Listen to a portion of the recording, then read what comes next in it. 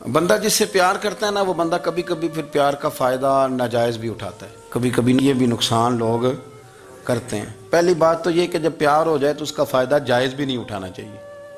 जिसने फ़ायदा उठा लिया तो उसने तो इस्तेमाल किया ना। तो होता है हमारे घरों में कि अगर बच्चा अम्मा के काबू में, तो फिर अम्मा जो दिल करता है कराती है, और जो उसको कह देती है फिर वो कहता है ओहो मेरी अम्मा ने आख्या है, पर वो डंडा उठा लेता है, आओ देखता है ना ताओ देखता है। ये भी इमोशनल करना है, कर लेते हैं लोग। बेटी को भी पता चल जाए ना अब्बा मेरी बात मानता है, तो वो सारे बच्चे के ना सैर करने जाना है, तो अब्बा जी को कौन मनाएगा, तो कहती है तुसी चुप कर जाओ, अब्बा जी को मैं बात करूं, उसे पता है मेरे से प्यार करता है। अब बात को समझ लें, ये एक इमोशनल करने का तरीका होता है, लोग कर लेते हैं।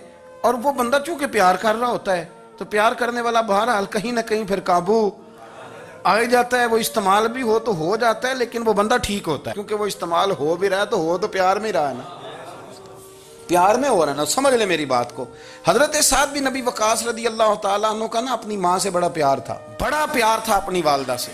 तो हजरत साद बिन नबी वकास कलमा पढ़ गए, अम्मा जी ने भूख हड़ताल कर दी। उसे पता था कि मेरा पुत्र मुझसे प्यार बड़ा करता है, मैंने बिल आखिर मनवा लेना। थोड़ी सी आबादी थी, एक घर के अंदर जो मसला छिड़ता था ना, उसका सारे शहर को पता चल जाता था। अब कोनों में गलियों में अब बातें भी होने लगी कि वो साद की माँ हड़ताल पे बैठी हुई है, बड़ा मसला है। अब प्रेशर बढ़ने लगा। हज़रत साद बिन नबी वकास फरमाते हैं कि वो जो मेरे करीबी लोग थे ना सहाबा, वो भी मुझे कहने लगे यार कोई रास्ता निकाल, हर चौक में तेरी बात होती है। कहते हैं मैं घर जाता तो घर वाले, बहन भाई, बच्चे, बाप सारे कहते यार तेरी माँ मर जाएगी। अब बहुत बड़ा इशू है। हम ये कह देते हैं कि उन्होंने कुर्बानियां बड़ी दी, लेकिन आप जरा बात को समझे ना कि अम्मा भूख हड़ताल पे बैठ जाए, एक इंसान कहाँ खड़ा हो जाएगा। बदनामी अलग है, बहस अलग है, सियाना बंदा, मालदार, वजादार, कबीले वाला।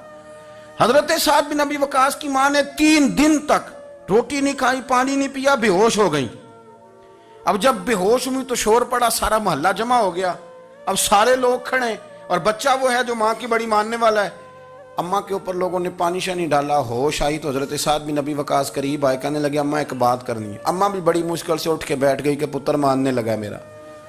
लोग भी खड़े हो गए, मुस्कुराहट भी होने लगी कि लो ना कोई बात होने लगी। या माँ कहती है कलमा छोड़ दे फिर मानूंगी।